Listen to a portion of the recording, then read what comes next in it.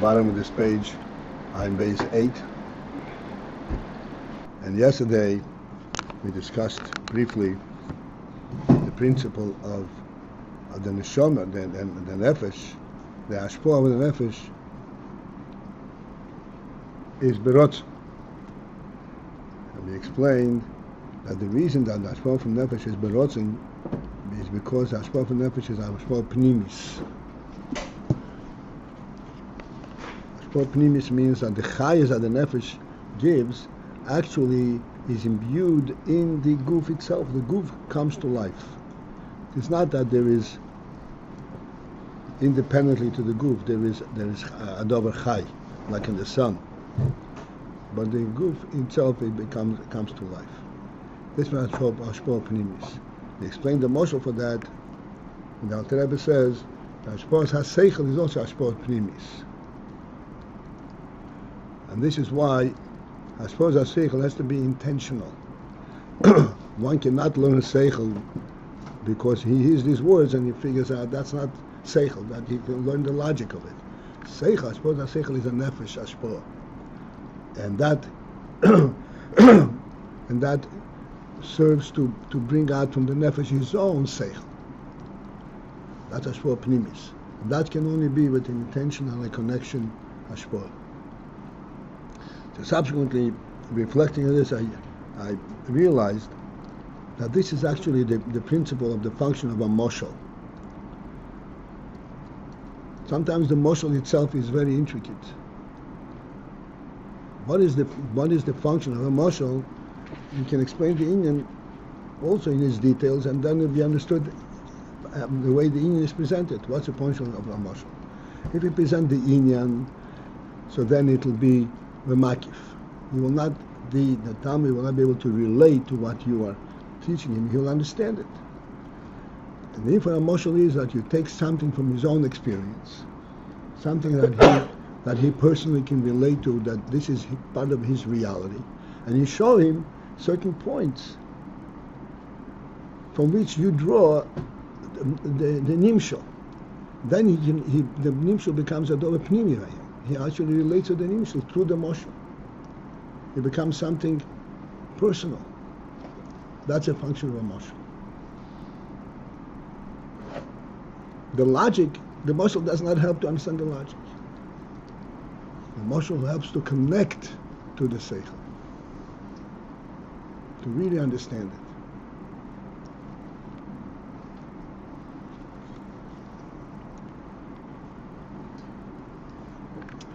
All right. The point that it has to be intentional. The point that it has to be intentional, as no. And in other words, both of them you're saying are connected to a haspa-ah pnimis. Which both?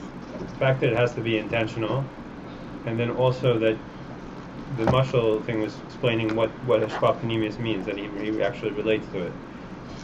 So what is the intention? Why does that specifically add to that he's going to relate to it better than if the intent? Yeah. Okay, good.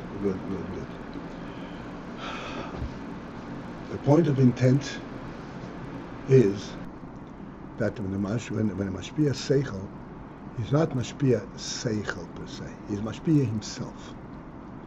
There is a personal connect. That opens up the Talmud, his own self, to this sechel.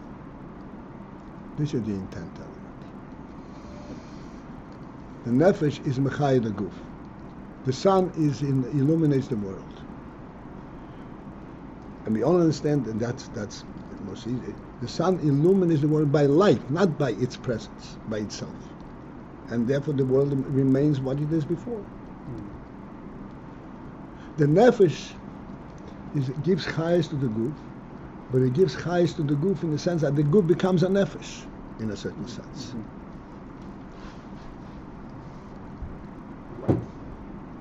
It shocks the mind. As I'm saying it, some people value the guf more than the nefesh. So the guf is alive. This is my experience. Because the guf becomes like a nefesh.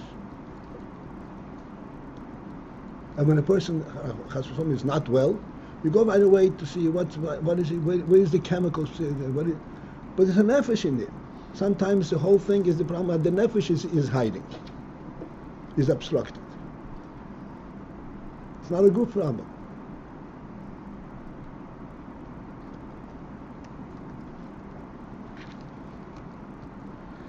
This is not the intent. Intent is because he puts his whole essence into it. That is how Chayes is imbued in the roof. And this is how sechel is imbued into the Talmud.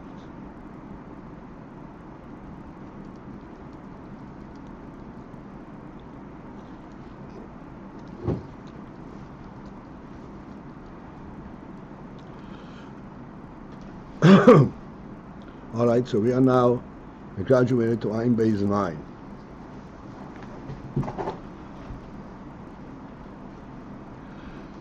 Vehinay, im heyois. Despite the fact that lefi hanal, that according to what we explained, harei ha'oir hu be'ein haroich klal legabe ha'atzmus. The oir is totally in non-proximity to the atzmus. As a matter of fact, it is not a reflection of the atzmus.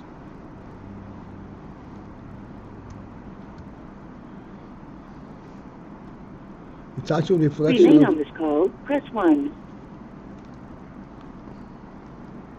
Returning to the conference room.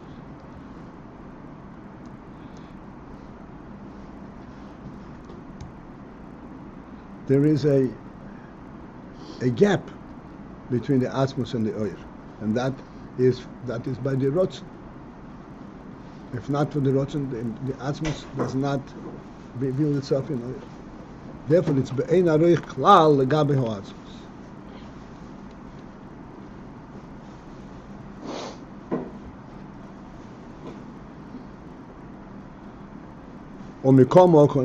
We'll just continue. And yet still, harei ze nikro tzuro atzmis. And yet, this is what we started off.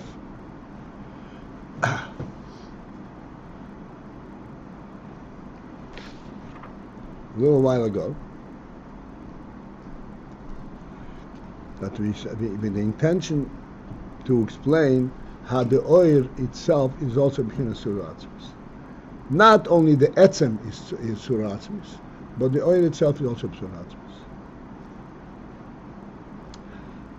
And now that we've gone through explaining what the oir is, and we saw that the oir is not even reflecting of the atzmus.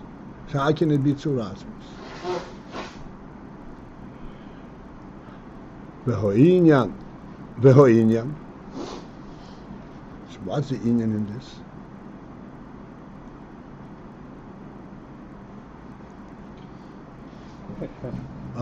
Yeah. This question is the similar question as to why the Or Ein Sof is called Or. In other words, so Or is reflective of the Ma'or, and here it's like it's an impossibility, basically. Yeah.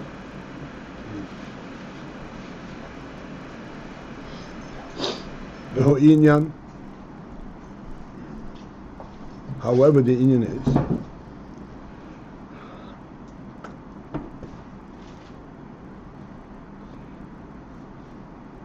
We've explained various expressions in Chassidus as we go along. We said, for instance, the inyan, the expression of be'emes. Be'inyan is also a special expression in Chassidus.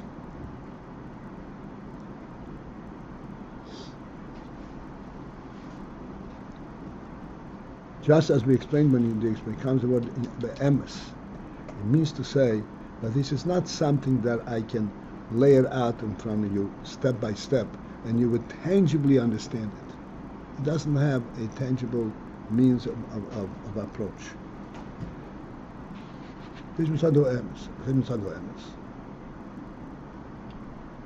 Just as we explained before that sechel pnimis, which means that the Talmud already understands it, but you have to bring it out from him. And that's Pshat HaMoshel. And you show, you really know this principle. Now apply this principle on this higher level. Because the Talmud has a neshama, He has the emes.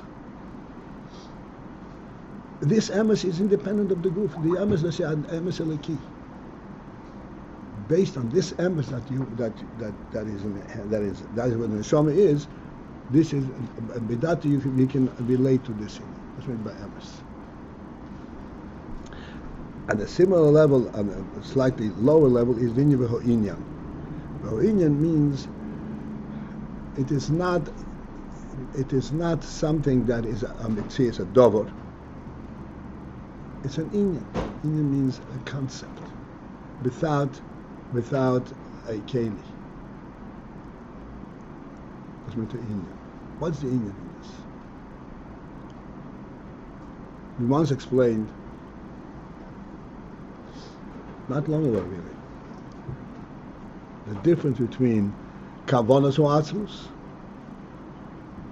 and the union of gili u'atzmus, the union of midas,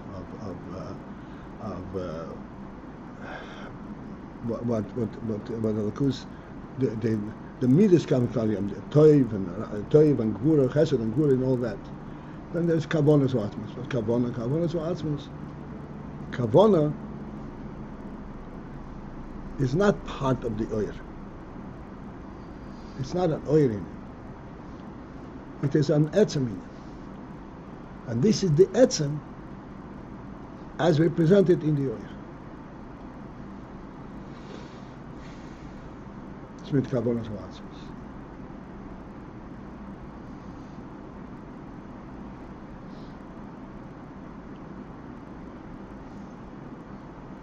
To give us a tangible sense of what we're saying, a person has a koyach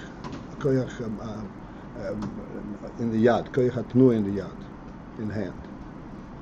Therefore, when he moves the cup, it is koyach hatnua that moves the cup. Be'emes, what moves the cup? The rotzen hanefesh. It's not even the hand. It's the whole person that moves it. This is on a completely different level, but it is the emes. There's no way that if the hand moves the cup independently, it's not even attributed to him. This is an accidental movement. It's not his do. He's not responsible for this kind of movement. Beho'inyan is a similar. He said that it's surah atzmis, but it's not surah atzmis. It's essentially b'yarech to the atzm. The inyan. What is the concept? This is a conceptualized inyan. This is not a definitive presence.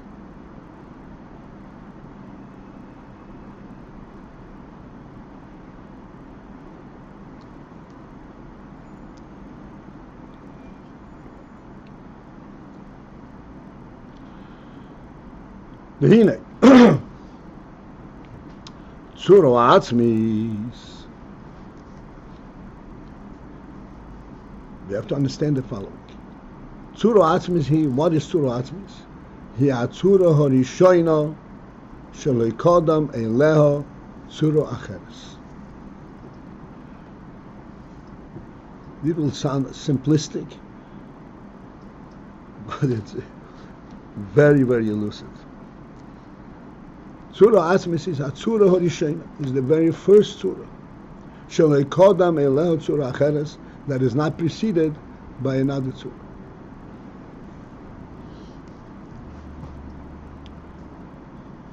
Let us take this up right away here, just at this level.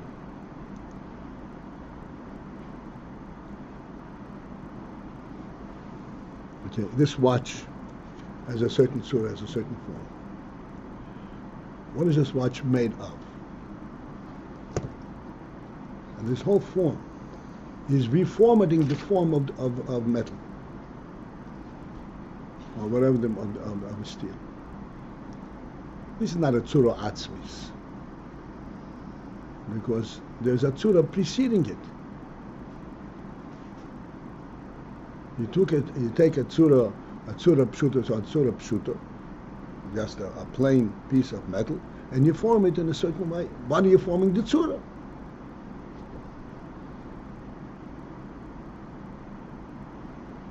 So therefore, this is not tzura atzmos.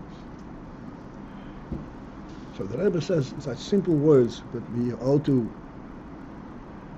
understand that he's giving us an inyan. Tzura harishoyna shelekodem eleho tzura acheres.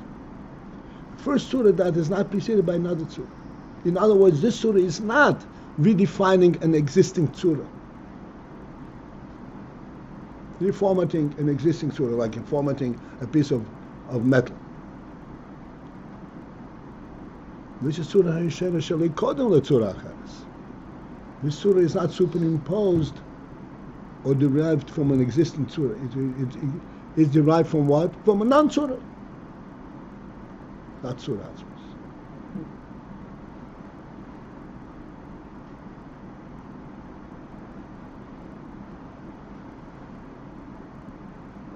V'nikrot atzmius, and it is therefore called atzmius. Atzmius means essence, but essence doesn't have a tzura. It's called atzmius. It's amazing how such profound inyan approach in such simple terms. Because of the fact that this is the very short first tzura, sheminho etzem, that is from the etzem. It's a tzura yishena that comes directly from the etzem. In other words, it's a tzura that embodies and represents the etzem. Therefore, yesh bo koyach etzem.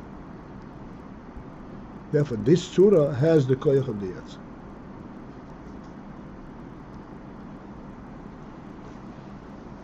It's very difficult to put in words, but you have to. That's the inyan. The etzem has no tzura.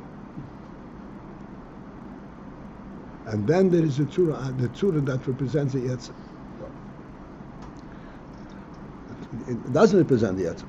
It's, as you said before, the oil is not representative of the etzem.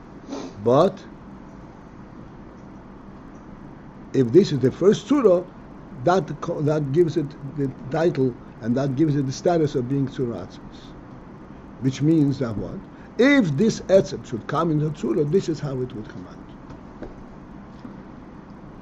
Therefore, this is tzura atzmos, even though the etzem does not have to go into a tzura. But should it go into a tzura, this is how it would be. This is what tzura atzmos. We cannot, therefore, trace the tzura to the etzem because there is no relationship.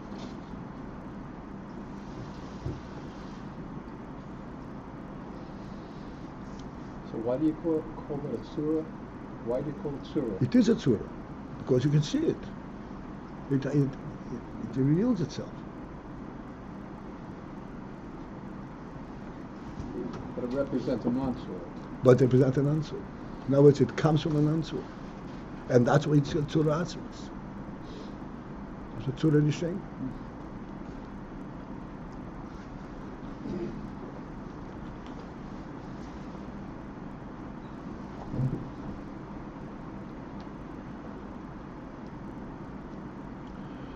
The first words that we want our children to pronounce when they begin to move their mouths is Ador Shel Kedusha, Shema Yisrael, or something like that. Because this first word, this is the tzura atzmis of the dibur, the koyach hadibur. Koyach hadibur is a koyach hadibur.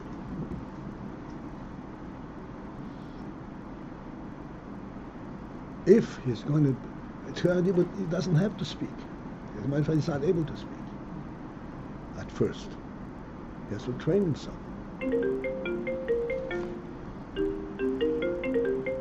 Tchilas dibura. V'dibarto bom tchilas dibura. The tchilas dibura is very important. Because this is how the whole etzem relates to Dibur.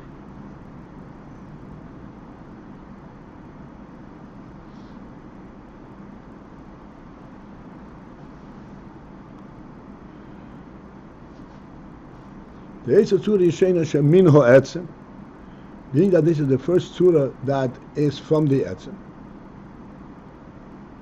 And as we said, it doesn't draw the Etzem. It's not, the Etzem does not have to express itself in the Tzura at all. But if the Etzem should be expressed in the Tzura, then it's a Tzura. Yesh bo koyach ho Etzem. Thus it has the koyach of the Etzem. This is why it's called Tzura Atzmis. The Tzura contains the koyach of the Etzem.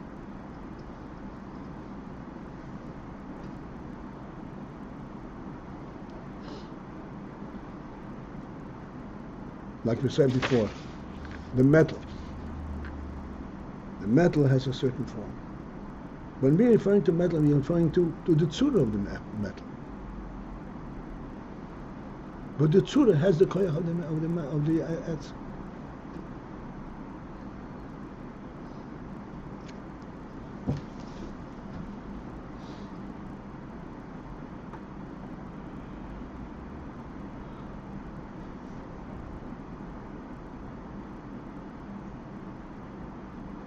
V'yuvon.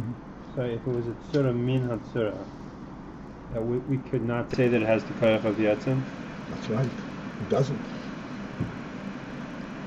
It doesn't. You can melt this down, and it loses the whole form.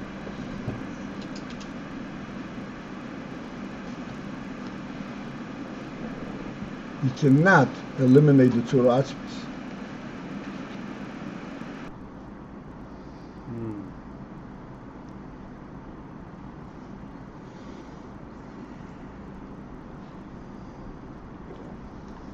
Meaning yesh bo koyach it has the koyach of the etzem. The etzem is not destructible. The tzura is not destructible. For example.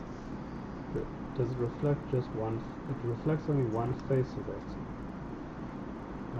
It reflects what the etzem in tzura atzmis. How does this etzem be represented in that tzura?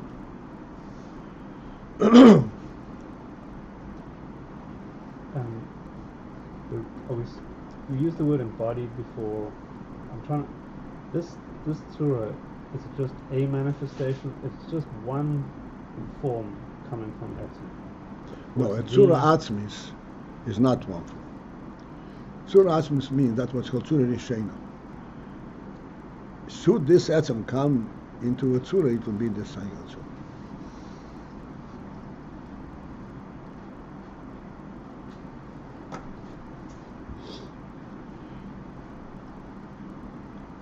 It says that the same sechel, two chachamim who actually agree on the sechel, they're not they don't differ from each other. They understand the sechel exactly identical. They're the same sechel, and they understand it correctly the same way, and yet each one will present it in a different way.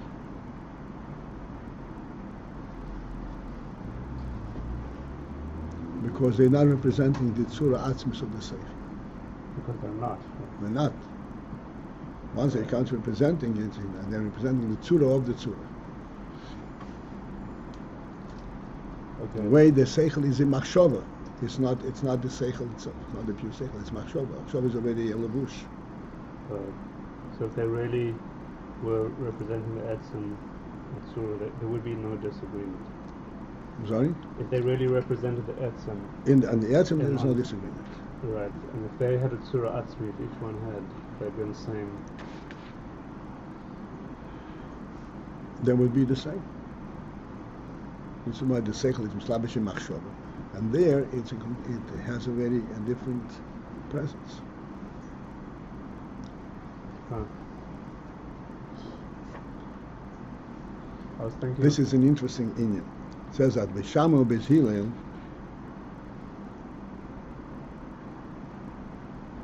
are both understanding Torah. Understanding the very same etzem. And the understanding with their sechel. And yet we say that Beis Hillel, I should say Beis Shammai. Beis Shammai always called me Beis Hillel. Beis Hillel always let Beis Shammai go ahead. So Beis Shammai is beginnes a gvura, rudet in gvura, and Beis Hillel rudet in chesed. When rudet in chesed, talking about sechel. What is gvura and chesed have to do with the sechel? You have to be a pure sechel. The answer is, by the time this sechel comes in the lavush, in machshava, it has his lavush. It's not the tzura asmis of the sechel.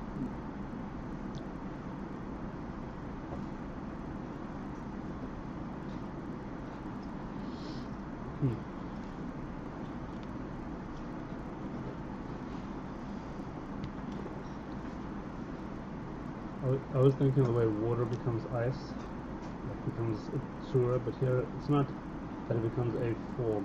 It's the original form. It's That's like right, the no. only. It's like the only form. Tzura atzmi would be.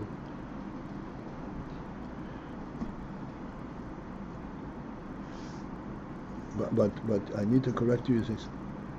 There is no only form because the etzem is not in a form. Oh.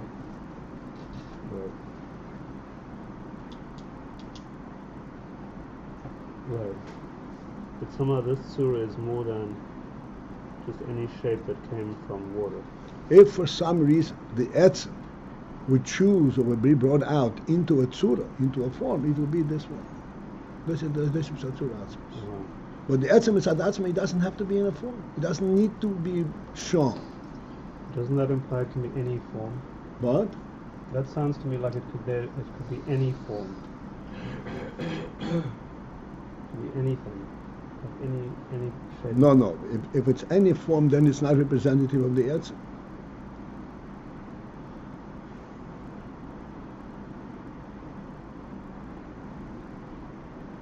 If you put water in a cup, in a bottle, in different size okay, you are reformatting the form of the water, not the water.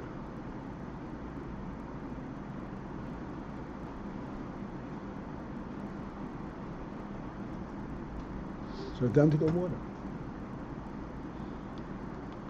Just to clarify, the tzura of this water is just that it's liquid and cold. That's the tzura of the water, right? Okay, I'm not going to say right because this is, you're trying to identify something which is not identifiable. But tzura of the water means that which represents water per se. Right. That's what I meant. I just thought that, not that it's in the bottle. So again, we had if the etzem was going to become a tzura, it would become this one. The etzem does not become a tzura. Even though you said embodied before.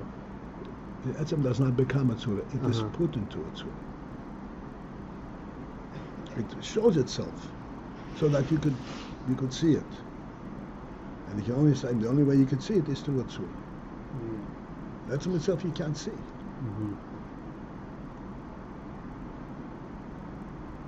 And it does not become the tzura.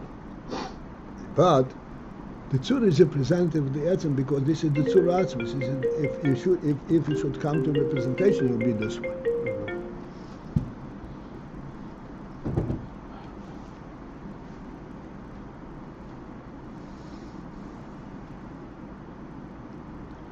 This is our classic question that we always bring out, in terms of from the secular view. Why can't you destroy a piece of metal or anything, any piece of matter? The great geniuses in the science, they all admit you can destroy matter. Why not? You can take the metal and melt it down, so you don't have that form. You don't realize there's something much more deeper than the form that you're dealing with. It's a godly creation. He can destroy it. Period. Doesn't have a form.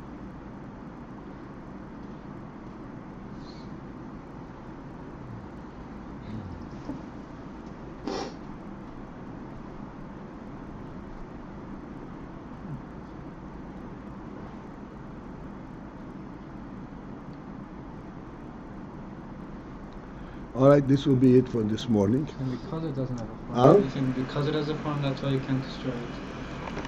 No, because he has an answer. Not because of form. It says it doesn't have a form. It doesn't. It's not dependent on it.